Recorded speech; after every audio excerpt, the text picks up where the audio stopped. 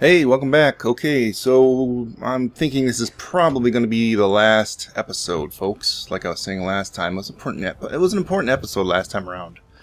So if you missed all my talk about the end of this series and the beginning of the next, and well, what we were planning on doing, make sure you go back and check the last episode out in the playlist.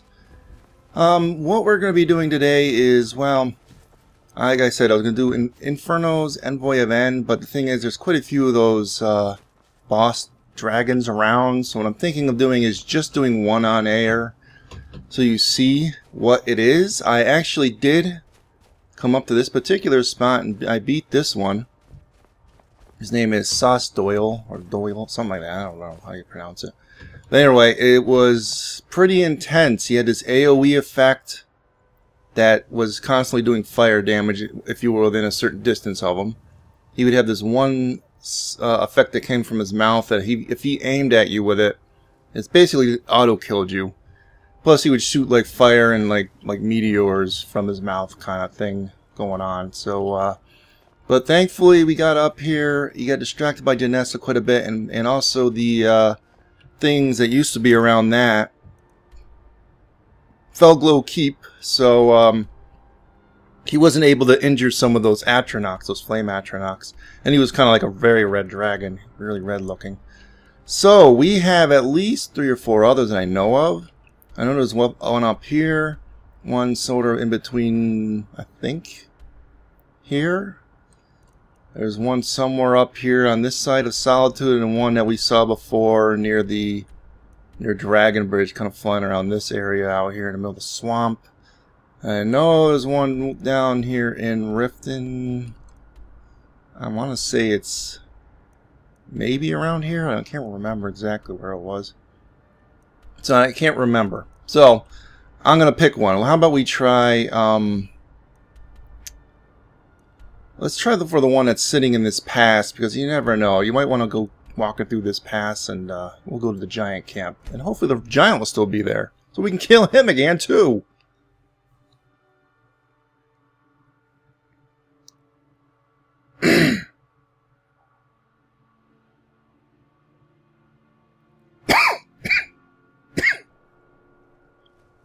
And there's the giant. He's still there. Okay, I don't really remember where he is exactly. So what I might do is just pause and try and find the guy. I know he's around here. I thought he was somewhere in this pass, and probably end up finding out we're completely in the wrong spot. Well, whatever. Be right back. Okay, I think that's one of them. Unless it's an ancient dragon or something that just happens to be flying around one of its burrows.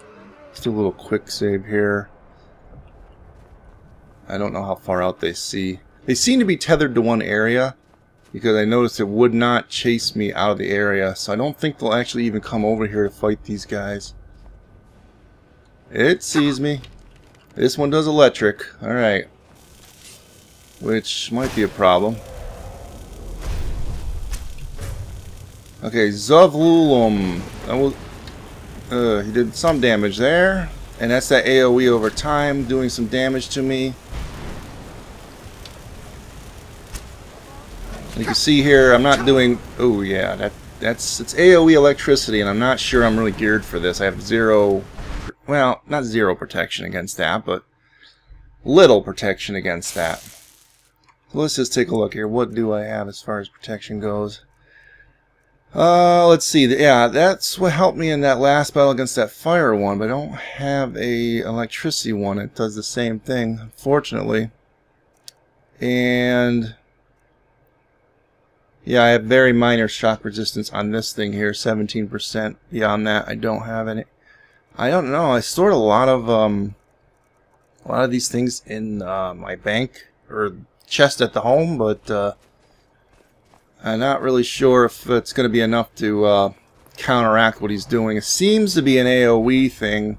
It's just a lot more powerful than the fire one was, and it will only be because of the no resistance stuff. They did say something in the description of this mod pack that there's like certain, you need strategies to get through some of these, so I think they're referring to if you just don't have the protections against the element they got, you're gonna get screwed, and it's sort of where we're at right now. I'm just draining out here. You know, I'm hitting him. Let's see here. I might be able to... I do have a little shock resistance, but it's not going to last. I don't have enough to last through this whole battle. Do some health regen and a little bit of that. And I'm not even seeing yet whether he's doing like a direct attack that does like lots of damage yet. So you see here, just because we're in with a certain radius of him, I'm assuming it's the same thing as the other guy. Yeah, see, if you sit there and he hits you with something, you're just going to auto die.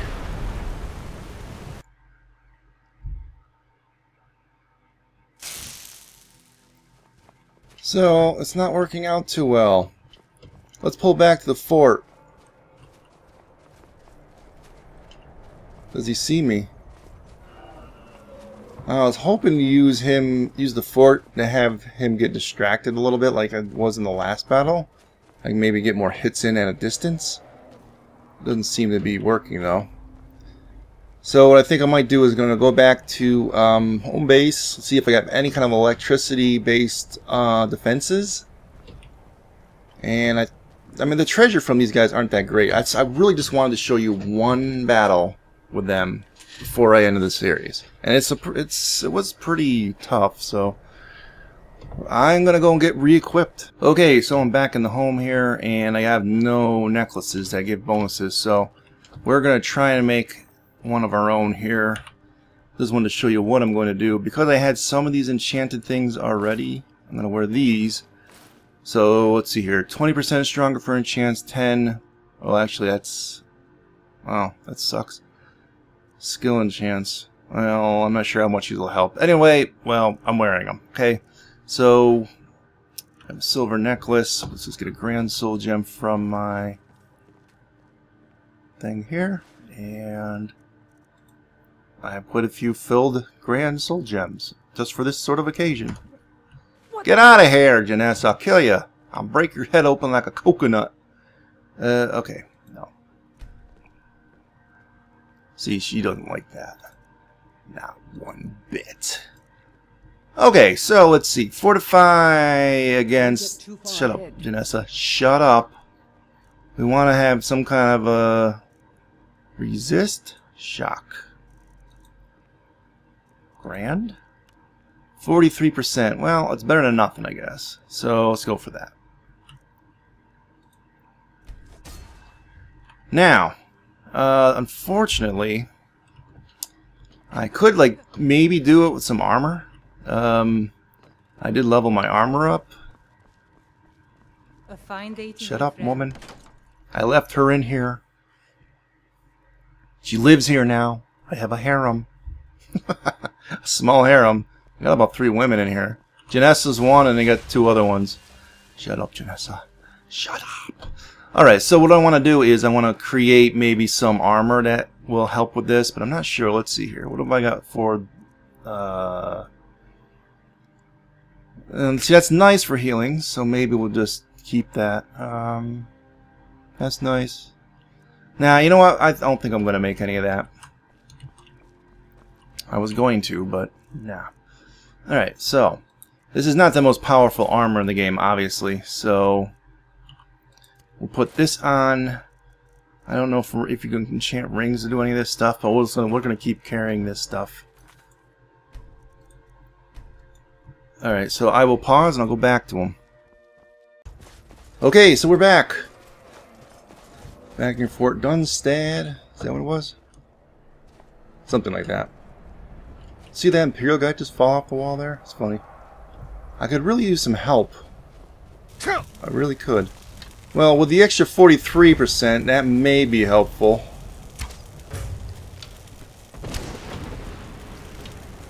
But he's doing some sort of direct damage, and we're not getting distracted.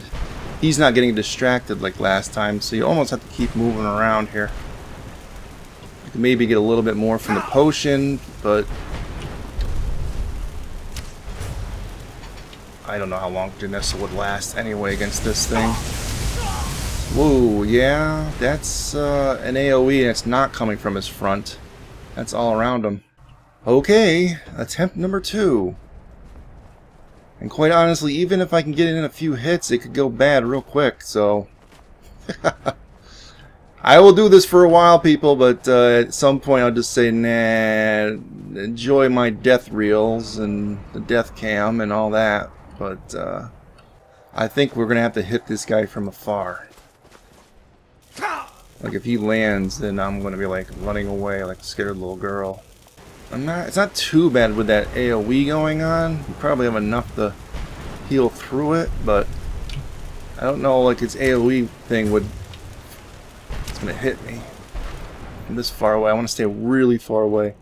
Alright, let's see here. Regen health, which I actually didn't bring that much. I probably should have. One of those. Vigorous.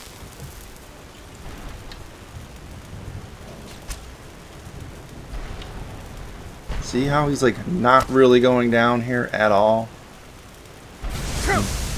And there you go. Yeah. That might have been a direct attack. I don't know. Attempt number 3. We're not even getting a foothold here on this.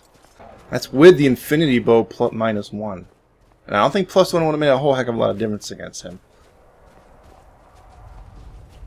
So, yeah, see? AoE.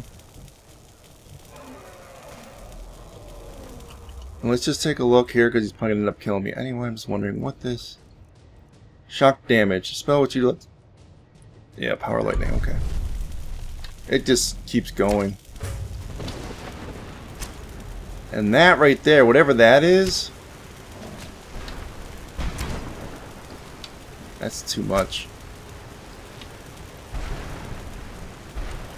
I think I'm just going to run. Can I run?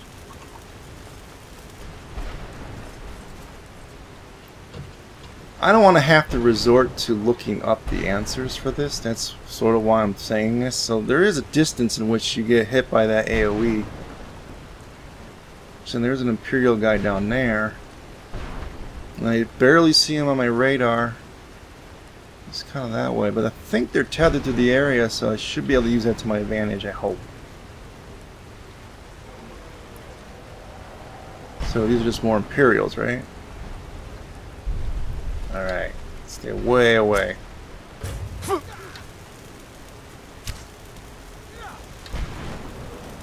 Problem is, there's not enough of these guys to really help me out that much. He just tossed that guy.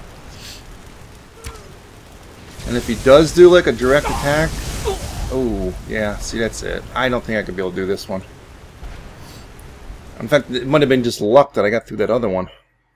Because he kept getting distracted and he wasn't attacking me directly. That the fire one. Be wary for traps. If you spy one, try to get an enemy to trigger it. I will, Janessa. Alright, so I think that's it for this. Nah, I'm sorry. I'm sorry. Alright, so folks, yeah, and a Let's Play. It's nothing to do with the Dragon's difficulty. I was going to try it a few times, but I had a feeling it was going to be kind of hopeless. I suppose I'm going to keep all this stuff installed and I'll play around with Malryn here and there, so this is probably the last episode of Malryn. If I decide to come back and retry it, maybe when I'm level 80 or 90 or something like that, then yeah, I think we could probably beat these guys at that point, but that's just more like gaming the system. I'd sort of like the idea, if I beat him, the other one this time, why shouldn't I be able to beat, you know, this guy? But I don't know. I'm just saying is, I'm not feeling it for the show anymore, and a lot of it had to do with what I was telling you about last episode, so check that out. And I did say I was going to probably end it after this one anyway. So Malryn is done. We're gonna end the series here. There will be playlists up at the end of this, usually like they're in the description as well, of my previous roleplay Let's Plays. So this is season 5 finishing off now, and so you can always check out the other 4. Check out the one Oblivion one I have. And keep an eye out for a future Series 6, which may come, may not. I might be doing Skywind, Skyblivion like I mentioned before. Beyond Skyrim, I may do that. But we'll have to wait till those actually release and are fully released and a little bit stable. And yeah, beyond that, I just want to say thank you. I said I wanted to come in here mainly just to have a goodbye episode, in which it's kind of official that I was ending the show, and I didn't really want to, you know, beyond that. And I know a lot of you maybe watched season 1 with Malryn are probably wondering, okay, so what was the deal with Aelia? Because Malryn had married Aelia at the end after he had beaten Alduin. He married Aelia, and they were kind of retired, and they went and hung out with the Blades and all that for a little bit. So what happened to Aelia? I guess I sort of want to have an actual end to his story too, because you know, I was kind of story oriented throughout all these roleplay Let's Plays. I kind of wanted to weave a story around all the characters I've done and have origins for each one of them. So if you watch those shows fully through, you know what Malryn's origins are, where he came from, you know, his family, and why he did what he did and all that stuff. Same thing with Duraz in season 2 and so on. So yeah, I went to great lengths to explain all that stuff in those series, so probably another reason to go back and take a look at those. But yeah, in the case of Aelia, I was gonna say, like, she probably just turned into a werewolf one night, and and Malryn just said, "What the hell?" and just probably stabbed her in the head or something like that. But that's probably what happened to Aelia, because I mean, imagine if your wife right next to you just suddenly becomes like a werewolf in the bed next to you, and you're like, "Oh crap, man! What am I gonna do now?" Of course, he's the Dragonborn. He's not going to lose to just one stinking werewolf, and she probably wasn't going to be able to control herself regardless of whether that was her husband or not. But I don't know. The werewolves were able to control themselves in the companion storyline, if you ever played through that. So maybe we could say that Aelia just went back to the companions to engage in a life of adventure on her own, and they actually are still married. He just happened to leave Skyrim between all these seasons and went on an adventure. And when he came back, everything was robbed, which is why I've been playing off there to try and reclaim all of his old stuff. But I guess that's more of an immersive way of explaining why the old save file got corrupted and we had to start a new one from scratch with him again. So maybe that's just semantics. I guess you can choose between the two endings. I think Aelia would probably be able to control herself enough, and she probably wouldn't tear Malryn apart in his sleep if she became a werewolf at night. And he probably knew, like, I don't see why Malryn would not know that his wife was a werewolf. So he probably understood that and just probably kept his distance when it was, you know, that time of month for her. Yeah. So, you know how women can get a little moody. So that's sort of what happened with Malryn and his wife at the end of season 1, and that explains that. So when he came back, she's probably not even really aware that he came back at all.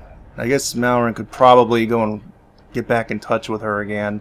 I suppose if I do come back with an episode where I decide to refight these enemies of the Inferno End bosses, like if I do one more episode after this, like a couple months from now or something, then maybe we'll have an answer for that. Maybe you guys can leave a story in the or your own ideas in the comments, and I can adapt your ideas and stories for what happened between Aelia and Malryn and why she hasn't really been a part of this storyline. Quite honestly, I mean, I knew that that's how I had ended the season 1 story, but I just really didn't think about, well, should I go and remarry her just so we can see her hanging around the house, or what? I know I was kind of joking about having a harem earlier, but I mean, you just happened to pick up a couple of these people along the way, so I left them in the home. So no, he's not screwing around on Aelia. He's not cheating on her, because she'd probably tear him a new one. So yeah. No, I really want to thank you guys for watching this season and all 5 seasons. You know, the best way you can maybe support this channel right at this point, I mean, I don't have a Patreon account. Like a lot of these channels go, oh, support me on Patreon, blah, blah, blah. You know, I don't really like that kind of thing. I mean, I may someday do it because the YouTube thing really isn't supporting me financially. I can maybe buy a game every once in a blue moon with some of the pocket change I make from this, but some of these guys are making a freaking living off of it, and I don't have a job right now. I'm just trying to mold this thing into a job. And so the best way you can do to support me really is just watch the videos and enjoy them. You know, enjoy the content. I got 1,400 some odd videos, so 5 seasons of this stuff now under our belts. And yes, I will be coming back to Skyrim Roleplay. I go through these moody seasons where I'm quitting certain shows and I get bent out of shape because things aren't working out well, and I kind of get that way sometimes, and I get discouraged by maybe the lack of viewership or lack of response to some of the things. So sometimes I just get that way. So apologies if I do seem like I'm a little moody at times. I really am, because I can go to all the problems with me that I'm dealing with personally in my own life, but we'll leave that out. It's not very immersive for Malryn's story here, is it? I don't know why I even picked Janessa as a... I wanted Carjo the whole time, but he bugged out, and we still really don't know what happened to him. We never got... Like, usually the game will give you, like a letter if one of your a companion's, well, your follower dies. Say, we're sorry for your loss. Here's $300 for your pain and suffering, and yada yada yada. I had that before with some of the followers I've had that died on me. So while I like Janessa, we kind of got attached to her this time around. Carjo was Malryn's main bro. And, yeah, it's kind of sad that Carjo kind of vanished. He's not even with that Khajiit caravan anymore. Maybe, since it's been, like, many in-game months now, he worked himself out. Maybe he's there. In which case, that's great. I'll try and look for him along the way, so maybe we'll get Carjo back, if I did come back. Or maybe we'll take on these dragons with, like, a freaking army of followers. We'll outfit them all, and I'll outfit myself for each battle, like, all lightning defense and awesome, lightning potions or whatever. That's probably what they're going to suggest to do in these guides anyway. Because this one shoots fire, this one shoots lightning, blah, blah, blah.